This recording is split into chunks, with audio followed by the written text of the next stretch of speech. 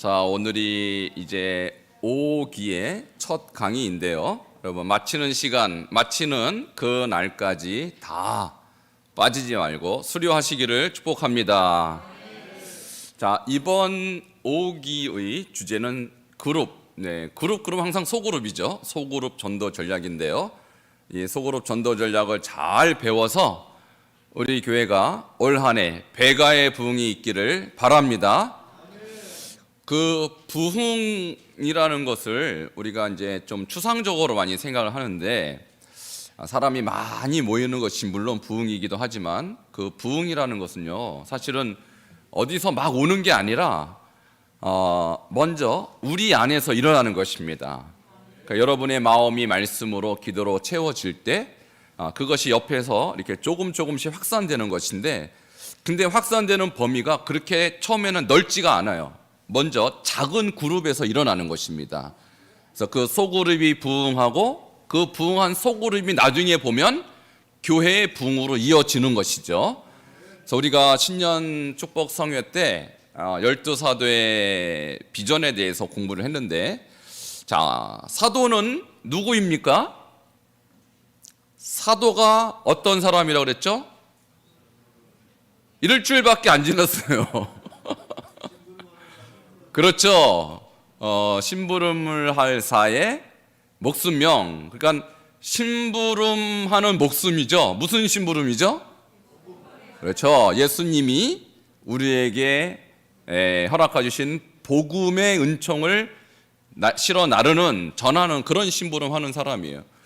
그래서 우리가 연초부터 12사도의 비전을 마음에 품고 시작했는데, 구체적으로 비전은 있지만 전략이 없으면요, 비전이 잘 이루어지지 않습니다. 그래서 항상 바이블 칼리지는 구체적인 것을 얘기합니다. 신년 벽두에는 우리가 구체적인 거 제가 말씀을 못 드렸죠, 그죠? 그래서 제가 아주 기본적인 거 말씀드려서, 전도할 때 처음에 어떻게 하라고요? 먼저 인사를 해야죠. 자, 안녕하세요 하고, 그 다음에 어떻게 하라고요? 그렇죠. 일요일날 뭐 하시냐? 그거 뭐 누구한테나 물어볼 수 있는 질문이잖아요. 직장에서도 물어보고, 또 친구들한테도 물어보고, 뭐 옆집 사람한테도 물어볼 수 있는 거예요. 그리고 주로 예수 안 믿는 사람들이 많으니까 뭐 집에서 그냥 드라마 봅니다, 영화 봅니다, 낚시 갑니다. 그러면 예수 안 믿는 거죠. 자, 그러면 이제 이런저런 얘기를 좀 하다 보면, 인생이 왜 이렇게 힘들까요? 이런 얘기 할 수 있잖아요. 뭐 어려운 점 없으시냐? 그러면 다 어려운 점 왜 없겠어요? 집집마다 다 있죠. 그럼 그 문제를 어떻게 해결하십니까? 그러면요, 해결 못해요. 인생은 문제의 연속이고 해결할 수 있는 사람은 이제 없습니다. 그러면 어떻게 말을 해야 되냐면, 그 문제에 대한 해답을 저는 알고 있습니다, 딱 얘기하는 거예요. 여러분, 자신 있게 얘기할 수 있으셔야 돼요. 자, 우리 인생의 문제의 원인은 어디에 있습니까? 죄에 있다고 그랬잖아요. 건강 문제의 원인도 죄고, 우리의 관계 문제의 원인도 죄고, 우리 인생의 모든 문제의 원인은 죄에서 시작했어요. 그 죄가 원인이 돼서 지금 우리가 보이는 인생의 문제가 다 발생된 거예요. 그러면 원인을 제거하면 그 현상도 제거가 되는 거예요. 그럼 원인을 어떻게 제거합니까? 예수를 믿어야 제거가 되는 것입니다. 그래서 답은 항상 예수 그리스도인데, 그럼 어떻게 그 원인에 대한 답을, 예수를 가르치느냐? 이것을 어디서 가르쳐 준다고요? 그렇죠. 그러니까 여기 오신 거예요. 자, 그 신년 축복 성회 때 그 짧은 시간에 어떻게 그걸 다 얘기하냐고요. 여기 오셨으니까 제가 가르쳐 드리겠습니다. 자, 그러나 한 주에 걸쳐서 하는 것이 아니라 우리 바이블 칼리지는 한 14, 15주 이렇게 걸쳐서 천천히 습득하는 거예요. 그래서 제가 우리 수료식 때 말씀드렸죠. 자, 영적으로 성장하는 데서 첫 번째는 뭐 해야 돼요? 말씀을 어떻게 해야 된다고요? 아니요, 배워야 돼요. 배워야. 자, 하가도 하가지만은 배우는데 어떻게 하는 게 배우는 겁니까? 그렇죠, 반복이에요. 라마드라는 히브리어 단어는 반복하는 것을 곧 배움이다, 동시에 가르침이다, 이렇게 이야기한 거예요. 그래서 반복하지 않은 배움은 여러분 것이 될 수가 없습니다. 그래서 이 시간에 오셔서 여러분이 할 것은 뭐냐면 뭘 하나 배웠다 그리고 돌아가는 것이 아니라 계속 반복해서 여러분의 이 세포 속에 들어갈 때까지 습득하는 과정을 이제 이 시간에 할 것입니다. 자, 그러기에 앞서서 지난 일기 때도 이 주제를 다뤘지만 그때는 개인 전도에 초점이 있었어요. 어떻게 내가 누구를 만나서 1대1로 전도를 할 것이냐. 자, 이 부분을 다뤘다면 이번 5기는 이것을 어떻게 소그룹을 통해서 효과적으로 할 것인가에 대한 조금 더 전략적인 이야기를 나누고자 합니다. 자, 이 소그룹에는 여러 소그룹이 있는데 전도를 하더라도 예수님이요 혼자 안 보냈어요. 몇 명씩 보냈습니까? 2명씩. 왜냐하면 혼자보다 2명이 더 효과적이에요. 저도 그래요. 저는 언제부터 전도를 했냐면 대학교 들어가서 제가 선교 단체에 들어가면서 먼저 전도부터 가르쳐요. 선도기한테 들어가면. 그래서 누군가를 이렇게 맞부딪혀서 그 사람에게 복음을 끝까지 전하는 훈련을 하는데 혼자는 안 보냅니다. 혼자는 안 보내요. 2사람을 보내는데 한 사람은 전도하고 한 사람은 여기서 뭐 할까요? 그죠? 기도하고 옆에서 맞장구 쳐주는 거예요. 맞장구. 그래서 혼자보다는 2사람이 2배가 아니라 100배, 1000배 효과가 있는 것입니다. 그래서 전도도 혼자 하는 것보단 둘이 하는 것이 훨씬 효과적이고 능력이 있습니다. 그래서 이게 소그룹으로 가야 돼요. 그래서 여기서 소그룹의 정의는 5사람, 6사람 아니라 2사람부터가 소그룹이에요. 어떻게 하든지 여러분이 소그룹을 형성해서 그 그룹으로 전도하는 방법을 이제 배우게 될 것입니다. 그래서 왜 소그룹이 중요한가? 이것을 먼저 이해를 해야 될 필요가 있어요. 그래서 성경에서는 우리에게 소그룹으로 하라고 정말 말씀하고 있는가? 그 성경적 기초를 먼저 제시하도록 하겠습니다. 자, 1강 소그룹의 성경적 기초입니다. 첫 번째, 우리 삼위일체 하나님은 처음부터 공동체적으로 존재하셨어요.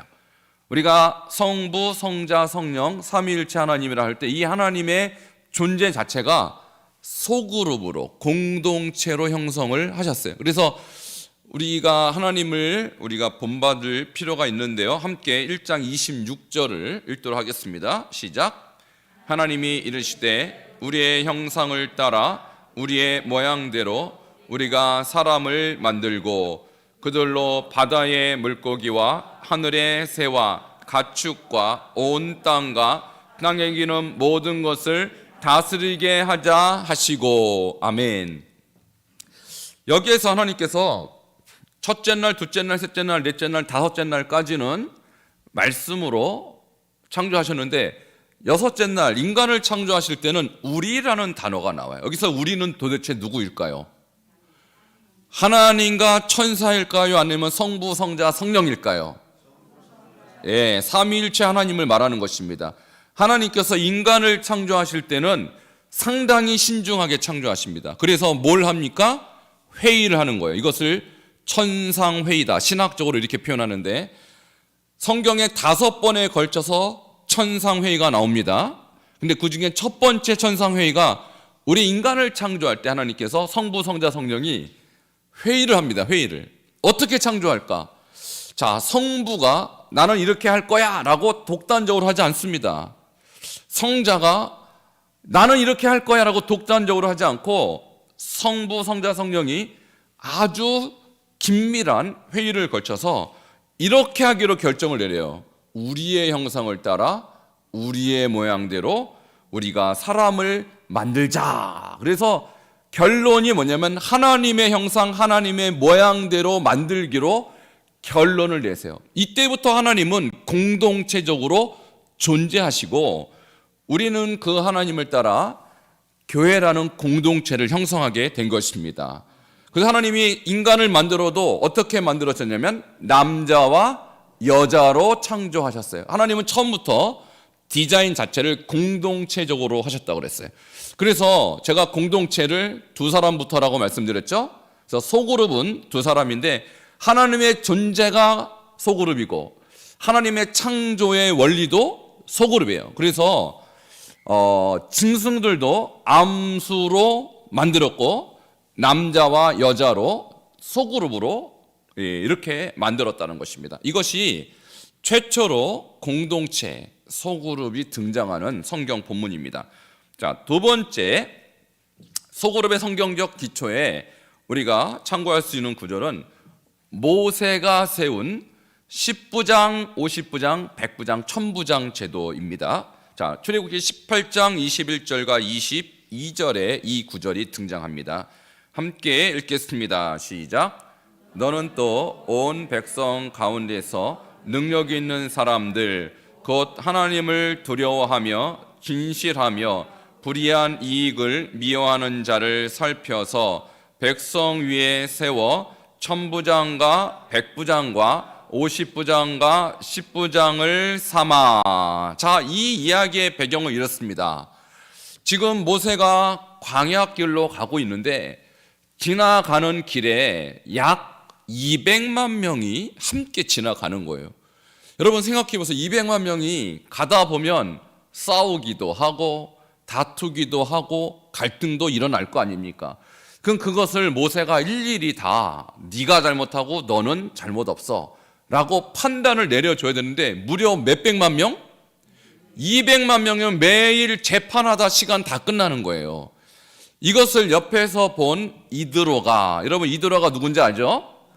장인이에요. 장인. 이 사람이 참 지혜로웠던 것 같아요. 모세에게, 사위죠, 사위에게 이봐 모세, 너무 당신이 힘들고 비효율적이다 하면서 그렇게 하지 말고 1000부장, 100부장, 50부장, 10부장을 세워서 작은 일은 그 사람들이 심판하게, 재판하게 하고 당신은 큰 일만 재판하면 좋지 않겠느냐? 이렇게 제안을 합니다. 그러니까 모세가 생각하니까 그거 참 좋은 제안이거든요. 자, 그래서 10부장은 10사람의 책임자, 50부장은 50명의 책임자, 100부장은 100명의 책임자, 1000부장은 1000사람의 책임자를 각각 세웁니다. 자, 우리 감리교회 조직도 비슷합니다. 권사는 몇 사람 중에 한 사람 뽑습니까? 그렇죠. 그러니까 권사는 15부장이에요. 15부장. 장로는 몇 사람이 한 사람 뽑습니까? 그렇죠. 장로는 그러니까 30부장쯤 되는 거예요. 자, 이해되셨죠? 그러니까 이런 조직이 처음에는 없었다가 이드로의 아이디어를 통해서 모세가 받아들이고 소그룹을 만든 거예요. 그래서 10사람이 한 사람 리더니까 10사람이 필요할 거 아닙니까? 그죠? 그리고 10사람을 그룹을 지어주고 당신이 리더고 50명의 리더는 당신이고 이렇게 해갖고 수만 명의 10부장, 50부장, 또 100부장, 1000부장이 세워졌어요. 그때부터 모세가 훨씬 효율적이 됐겠죠. 자, 22절에 그 효과가 이제 기록이 되어 있어요. 22절 읽겠습니다. 자, 시작. 그들이 때를 따라 백성을 재판하게 하라. 큰 일은 모두 내게 가져갈 것이요 작은 일은 모두 그들이 스스로 재판할 것이니 그리하면 그들이 너와 함께 담당할 것인즉 일이 내게 쉬우리라. 자, 일이 내게 어떻게 한다고요? 쉬우리라. 그 많은 재판을 혼자 하다가 이제 1000부장이 1000명 정도의 분량을 감당하니까 일이 얼마나 쉬워졌을까요? 그러니까 효율성 면에서 소그룹이 훨씬 좋다라는 것을 오늘 이 출애굽기가 말하고 있는 것입니다. 그런데 이 출애굽기에서 나오는 이 10부장, 100부장, 1000부장 제도가 주는 어떤 메시지가 있어요. 그것이 뭘까요? 자, 다음 페이지로 넘어가면 그것을 이렇게 정리할 수 있습니다. 출애굽기 18장 이전의 이스라엘 공동체는 한 사람의 리더밖에 없었어요. 저 탁월한 리더 모세에게 모든 것이 의존되었던 공동체였어요. 근데 18장 이후에는 수천 수만 명의 리더가 세워지면서 리더십이 수평적으로 변화를 보였습니까? 그러니까 모세라는 강력한 리더 한 사람만 바라봤다가 이제 1000명의 리더에게 이양이 되고 리더십이, 그리고 백부장에게 위임이 되면서 리더십의 변화가 생기기 시작한 거예요. 자, 그래서 소그룹은 새로운 리더십을 탄생시킵니다. 그러니까 우리 교회에도 지금 16개의 소그룹이 있죠. 목장이라는 소그룹이 있고요. 또 12개의 기관이 있습니다. 이것도 하나의 소그룹이에요. 그러니까 그 그룹의 리더들이 생기면서 리더십이 새롭게 탄생하게 되는 것이죠. 그래서 담임 목사 혼자서 리더십을 발휘하는 것보다 이렇게 리더십이 작은 소그룹에 위임될 때 교회가 훨씬 좋은 경향으로 가는 것입니다. 자, 이것이 바로 출애굽기 18장이 우리에게 주는 교훈이고, 자, 우리 교회도 이런 소그룹의 리더들이 많이 세워졌는데 더 많이 세워져야 되는 것이죠. 자, 그 다음에 세 번째 사례는 예수님, 신약으로 넘어오면요. 자, 예수님이 오병이어의 기적을 베풀 때 거기에 최소한 남자만 5천 명이 있었고요. 여자와 아이들, 노인까지 하면 2만 명 가량이 있었을 것이다. 이렇게 추측합니다. 그런데 예수님은 굳이 그 2만 명을 다 끌고 다니지 아니하시고 오직 12명만 세우시죠. 이것이 예수님의 소그룹이에요. 자, 함께 13절부터 15절을 함께 읽겠습니다. 시작. 또 산에 오르사 자기가 원하는 자들을 부르시니 나와 온지라. 이에 12를 세우셨으니 이는 자기와 함께 있게 하시고 또 보내사 전도도 하시며 귀신을 내쫓는 권능도 가지게 하려 하심이로라. 아멘. 우리가 12사도의 비전 연초에 4일 동안 제가 다뤘는데 마태복음 10장을 통해서 다뤘고 여기는 마태복음 3장에도 비슷하게 내용이 전개가 되는데 왜 12만 세우셨는가? 거기 이유가 조금 마태복음보다는 자세하게 나와 있는데 이는요 이유를 말하는 거예요. 자기와 어떻게 하게 하시려고? 함께. 그러니까 함께 있으려면 2만 명은 너무 많은 거예요. 5천 명도 너무 많은 거예요. 100명도 너무 많은 거예요. 그러니까 예수님의 사고방식, 예수님의 사상, 예수님의 사역 방식을 완전히 위임하기 위해서는 소그룹이 훨씬 효율적이고 함께 자고 함께 먹고 함께 이동하게 유익한 것이 바로 소그룹이에요. 그러니까 몇 명만 세웠어요? 12명. 이 예수님의 모델대로 오늘날에도 우리가 한 목장을 세울 때 최고 멤버를 우리가 이제 최대 멤버를 12명 이하로만 하는 것이 좋다라는 거예요. 예수님의 지혜죠. 자, 이 12명을 그렇게 훈련시키니까 함께 있기가 용이했고 함께 잘 수도 있고 함께 먹을 수도 있고 만일 매일 2만 명씩 함께 자고 함께 먹고 자, 보통 일이 아니겠죠. 그러니까 예수님의 지혜는 뭐냐면 확실한 12명을 통해서 또 다른 12명을 또 확실하게 세워나가는 것이 예수님의 소그룹 전략이었습니다. 자, 그런데 이 예수님의 12제자 이 전략을 아이스너글이라는 사람이 이렇게 평가했어요. 자, 함께 이 12명의 예수님의 전략을 읽도록 하겠습니다. 시작. 예수님의 12제자 소그룹은 하나님께서 태초부터 갈망하셨던 소그룹 원형의 반영이자 완성이다. 이렇게 말했어요. 이 사람의 아이스너글이 한 분의 신학자인데 소그룹 신학자입니다. 자, 이분은 하나님이 성부, 성자, 성령으로 소그룹으로 존재하셨고 소그룹인 가정을 세우실 때는 여러분 생각해보세요. 한꺼번에 수만 명, 수천 명을 창조하실 수 있을 거 아니에요, 하나님이. 근데 왜 딱 두 사람만 창조했을까? 하나님의 계획은요, 가정이라는 소그룹이 계속해서 또 다른 가정을 탄생시킴으로써 하나님의 메시지, 하나님의 이미지를 계속해서 전파시키는 것이 하나님의 메시지였다고요. 하나님의 계획이었다고요. 그냥 한꺼번에 수만 명, 수억 명 창조해놓고 가만히 계셔도 되는데 하나님 그렇게 하지 않고 가정이란 공동체를 통해서 하나님이 누구신지 가정 대 가정이 계속해서 계승하도록 하는 것이 하나님의 원래 프로그램이었단 말입니다. 근데 그것을 신약에 와서 예수님이 12제자라는 이미지로 다시 복원시킨 거예요. 그래서 예수님도 오병이어 기적처럼 계속 기적 일으키면서 수만 명 끌고 다닐 수 있었는데 그렇게 하지 않고 12사람씩 계속 비슷한 강도와 비슷한 이 사명을 가진 자를 계속 찍어내야 그게 예수님의 사명을 감당할 수 있는 효과적인 방법이고 비슷한 수준의 사람이 나타난다는 거예요. 사실 예수님을 쫓아다녔던 그 오병이어의 수많은 사람들의 목적은 뭐였어요? 예수님 통해서 배불리 먹으려고. 그러니까 예수님이 그러잖아요. 예수님 임금 삼으려고 그러니까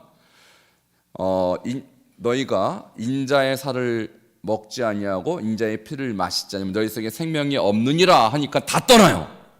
그 사람들의 목적 자체가 예수님을 통해서 배부르는 것을 목적으로 했기 때문에 처음부터 예수님이 계획했던 복음 전파에는 관심이 없는 사람들이었다는 거예요. 그 사람들 끌고 다니면서 그 수만 명을 어떻게 교육합니까? 그러니까 예수님이 진짜 예수님의 프로그램을 전달하기 위해선 12명 이내로 하는 것이 효율적이었다. 자, 그것이 12사도의 비전. 우리 교회가 이 비전을 갖는 거예요. 자, 그래서 예수님도 소그룹주의자였다. 이렇게 이해할 수 있는 것입니다. 자, 마지막 네 번째는 초대교회가 소그룹으로 부흥된 교회입니다. 사도행전 2장 46절 같이 읽겠습니다. 시작. 날마다 마음을 같이하여 성전에 모이기를 힘쓰고 집에서 떡을 떼며 기쁨과 순전한 마음으로 음식을 먹고. 아멘. 여러분, 초대교회 성도님들은 어떻게 신앙생활을 했을까요? 오늘 본문을 2장 46절 보니까 먼저 성전에 모이기를 힘썼다. 여기서 성전은 어떤 성전일까요? 여기서 성전은 이스라엘에게서 성전은 딱 한 곳밖에 없어요. 어디 성전? 예루살렘 성전이에요. 예루살렘 성전은 AD 70년 로마의 티투스 장군에 의해서 멸망될 때까지는 유대인들이 예배 드렸고 예수를 믿는 사람도 그 성전에서 예배 드렸어요. 그러니까 초창기 때 초대교회 성도들은 먼저 안식일 날 성전에서 예배를 드리고, 근데 그 주일 날에는 어디서 모였을까요? 저기 보니까 집에서. 그러니까 초창기 초대교회 성도들은 두 번 예배를 드렸어요. 한 번은 성전 가서 토요일 날 안식일을 지키고, 두 번째로는 주일 날 예배를 어디서 드렸다고요? 집에서 드렸는데 몇만 명이 한꺼번에 모였을까요? 아니죠.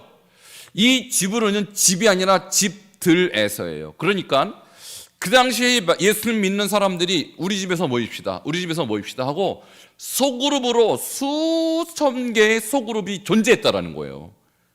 그러니까 초대교회는 성전과 집에서, 소그룹은 집에서, 대예배는 성전에서 그렇게 드렸단 말입니다. 그러니까 이중구조였다. 이중구조. 자, 오늘날 우리가 주일날 대예배를 드리죠. 1부, 2부 대예배를 드리고, 목장 예배는 그러면 어떤 예배냐? 소그룹 예배라는 거예요. 마치 초대교회가 이 예배를 드렸듯이. 그러니까 초대교회의 모델을 따르면 우리는 대예배도 드리고 집에서 소그룹으로도 모여야 하는 것입니다. 자, 이것이 초대교회가 우리에게 보여주는 소그룹 교회의 모형이에요. 자, 지금 집에서는 뭘 했을까요? 떡을 떼고, 그 다음에 기쁨과 순전한 마음으로 음식을 먹고. 주로 뭐 했다?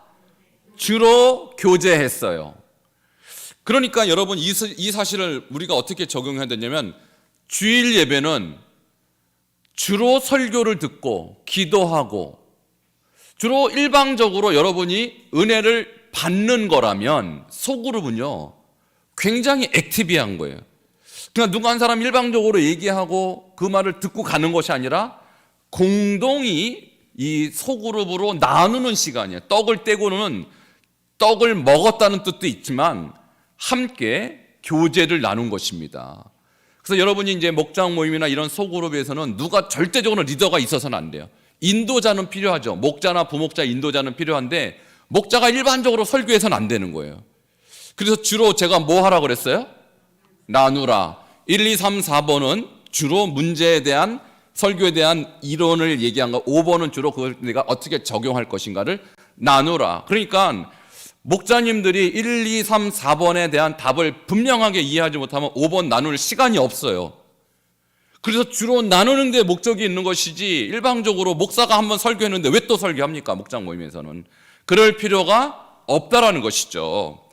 그래서 주로 구역 모임, 그동안 코로나 전에는 가정에서 많이 모이셨죠? 그게 맞는 거예요. 그러니까 지금은 약간 상황 자체가 좀 응급 상황이고 좀 특별한 상황이기 때문에 교회에서들 많이 모이는데 목장 모임은 가정에서 모이는 것이 성경적입니다.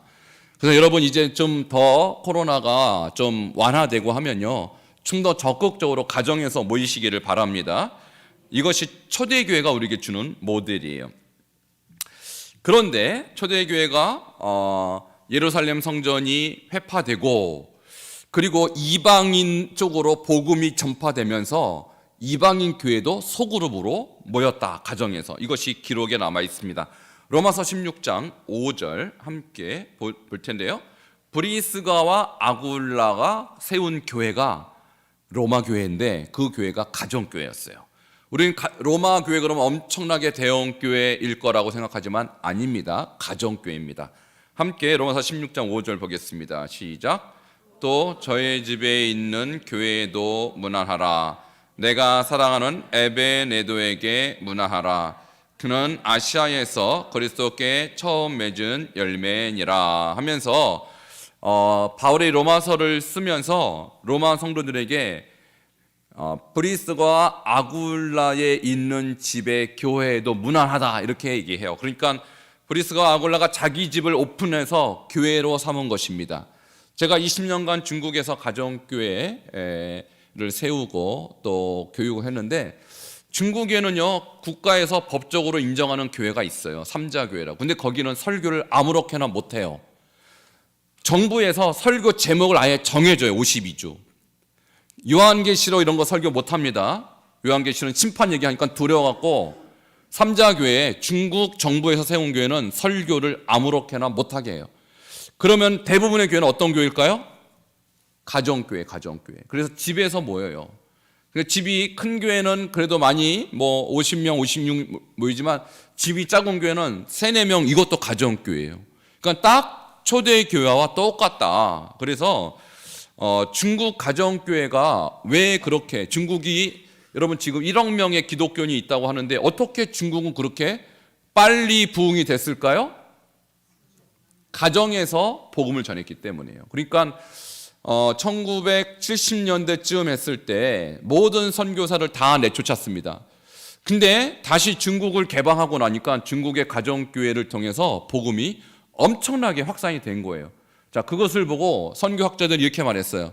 대형 교회 하나보다 가정교회 수백 개, 수천 개가 부흥에는 훨씬 유익하다.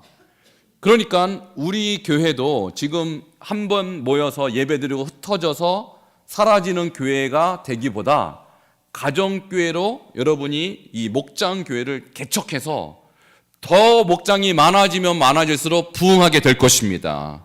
그래서 소그룹, 이번에 5기에서 소그룹이라는 주제로 저희가 이 공부를 하는 것은요, 우리 교회의 미래의 부흥의 절대적인 전략이에요. 여러분이 그것을 이해하시고 여기에 열심히 협력하시면 내년에는요, 우리 교회에 훨씬 더 많은 영혼들이 이 자리에 앉게 될 것입니다. 자, 이것을 여러분이 꼭 습득하셔야 돼요. 소그룹의 전략에 대해서. 자, 두 번째는 골로새서 4장 15절에도 소그룹 교회, 가정교회가 등장합니다. 함께 읽겠습니다. 시작. 에 있는 형제들과 눈바와 그 여자의 집에 있는 교회에 문안하고. 자, 라오디게아 교회 아시죠? 우리 계시록에 라오디게아 교회가 나오는데 거기에 있는 교회의 이름이 따로 없어요. 근데 누구의 집이라는 것은 나와요. 눈바와 그 여자의 집. 그러니까 어떤 자매가 예수 믿고 은혜 받아서 자기 집을 개방한 거예요. 그래서 자기 집이 교회가 됐어요. 저도 중국에서 사역할 때 남자들보다는 여자들이 예수 먼저 믿고 집을 개방합니다. 남편들은 믿음이 별로 없어요. 그런데도 너무 뜨겁게 예수를 믿으니까 집을 교회로 개방하는 성도님들이 많이 계셔요. 그래서 초대교회도 똑같았던 것 같습니다. 그 여자가 집을 오픈해서 가정교회가 된 것입니다. 그럼 이렇게 이 가정교회를 우리가 초대교회의 모델로 봤을 때 이것은 신학적으로 어떠한 의미가 있는가? 자, 첫 번째, 여러분 조용기 목사님이 이 가정교회, 스몰그룹, 소그룹에 대한 신학이 굉장히 탁월하신 분인데 이분이 이렇게 묘사를 했습니다.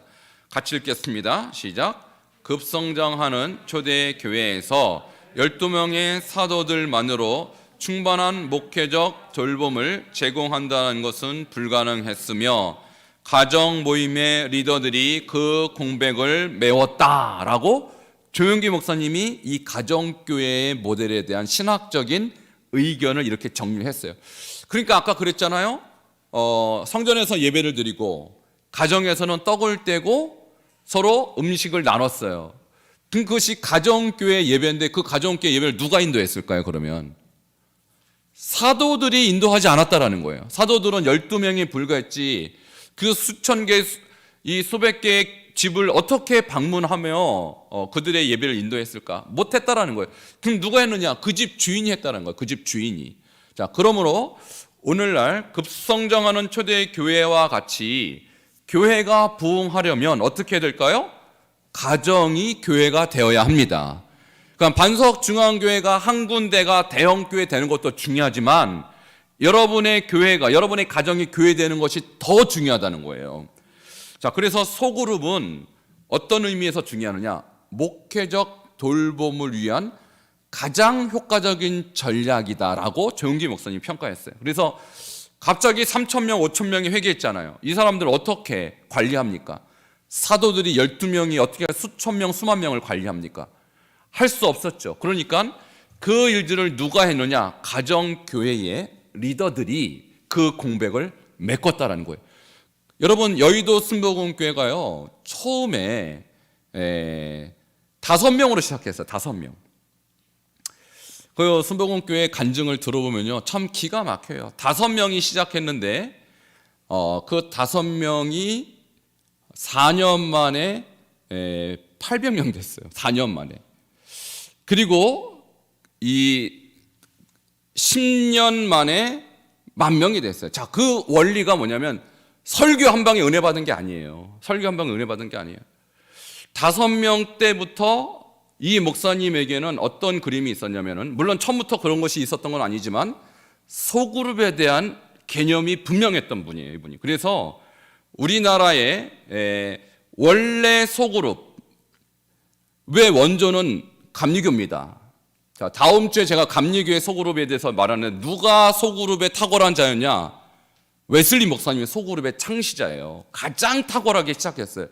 근데 그것이 감리교보다 꽃피운 곳이 바로 오순절 교회, 순복음교회. 자, 그 순복음교회에 부흥했던 두 가지 원리가 바로 성령과 소그룹이에요. 그런데 우리 감리교회는 소그룹의 원조인데 한마디로 구역의 활성화가 오순절 교회만 못했어요. 그러니까 초대형 교회는 거의 다 어디로 갔냐면 소그룹을 활성화했던 교회들이 다 대형 교회로 갔어요. 물론 그것이 성공이다, 그렇지 않다를 판단하는 기준이 아니라 어떻게 효과적으로 복음을 전했느냐를 효율성을 보면 소그룹이 살아있는 교회가 훨씬 더 효율적이었다. 근데 우리 감리교회는 그것을 못 살렸어요. 구역은 있지만 구역이 유명무실한 이 교단이 되고 말았어요. 우리 교단도 마찬가지예요. 그래서 우리 교회가 살고 우리 교단이 살려면 어떻게 전도 집회를 한 방에 꽝 해갖고 많은 사람 불러 모을 거냐. 이거는요, 효율성이 떨어지는 그런 프로그램이에요. 어떻게 하냐면 더 많은 소그룹이 생기고 그 소그룹이 전도하는 것이 훨씬 탁월한 것입니다.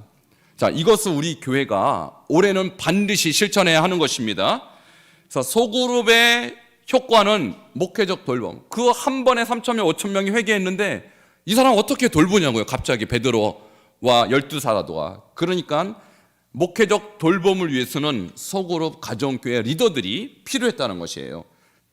두 번째, 이 가정교회에 대한 전문가 중에 한 사람이요, 볼프강 짐 존이라는 사람이 가정교회라는 책을 썼어요.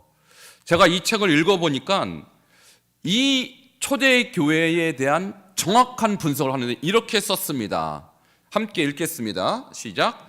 이 가정교회 운동은 2년도 안 되는 짧은 기간 동안 밀가루 반죽 안에 넣은 누룩처럼 혹은 아무도 막을 수 없는 바이러스처럼 예루살렘 도시 전역을 휩쓸었다.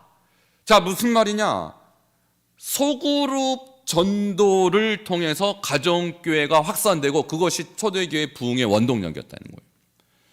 엄밀히 말해서 베드로가 대부흥 집회한 것은 2번뿐이에요. 3,000명, 5,000명. 그러면 그 이외의 사람들 어떻게 복음이 전파되느냐면 가정을 통해서 소그룹으로 전도가 된 거예요. 그래서 2년 만에 누룩처럼 바이러스처럼 예루살렘 도시 전체를 휩쓸었다.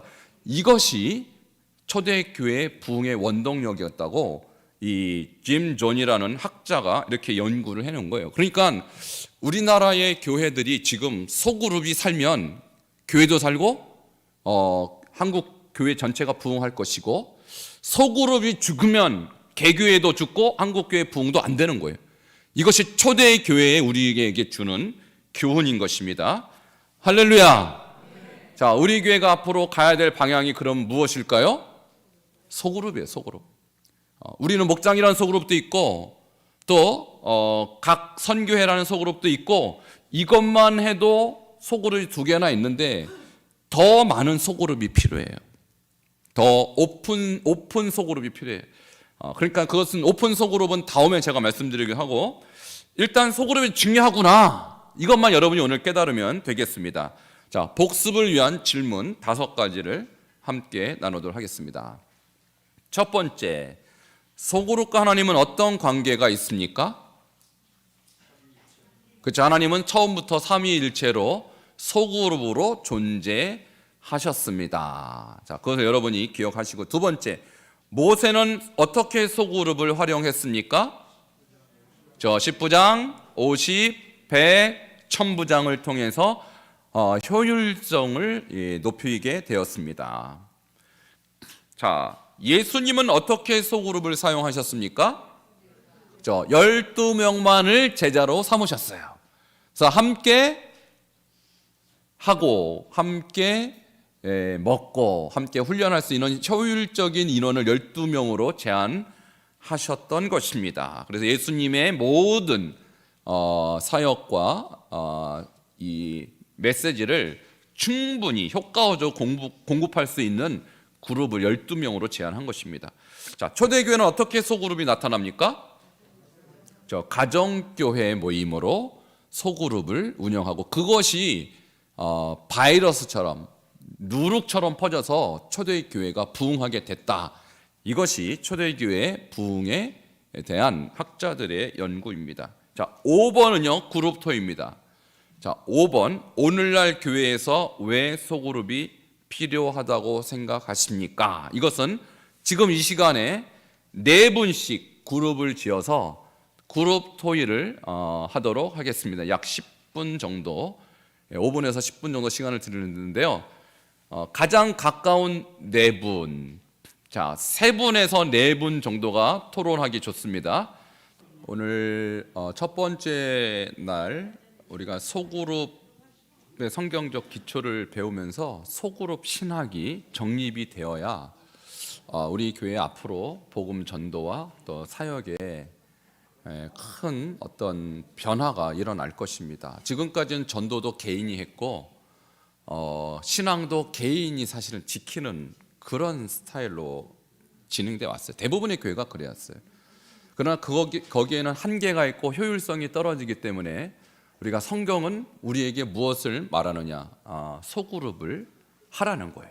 하나님의 존재가 그렇고 초대교회가 그렇게 했고 예수님도 그렇게 하셨기 때문에 오늘 그 모델로 따라가는 것입니다.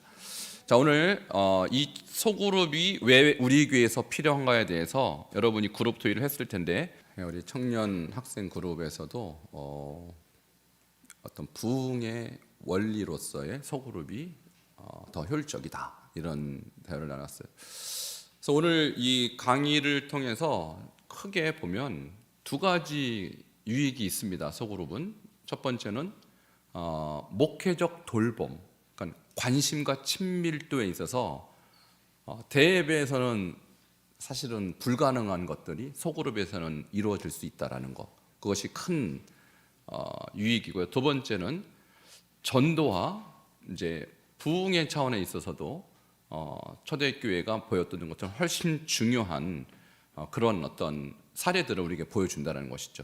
그리고 방금 청년회에서 말씀 나눈 것처럼 리더십들이 그래서 세워지는 거예요. 왜? 작은 미팅, 작은 모임들이 만든, 누군가 그 모임을 이끌어 가야 되지 않겠습니까? 그러니까 새로운 리더들이 계속 세워지는 좋은 장점들이 이제 있다고 볼 수 있죠.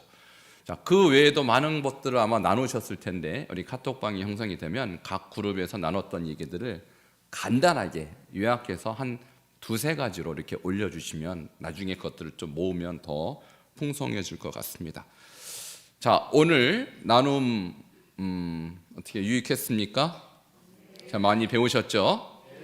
그러니까 올해는 우리 교회의 비전은 물론 12사도 300 7,000원 신자, 이것이 우리 교회의 전반적인 큰 비전이지만 이것을 구체적으로 실행해 나가는 데 있어서 전략적으로 무엇이 필요하냐면 소그룹이 필요해요. 소그룹.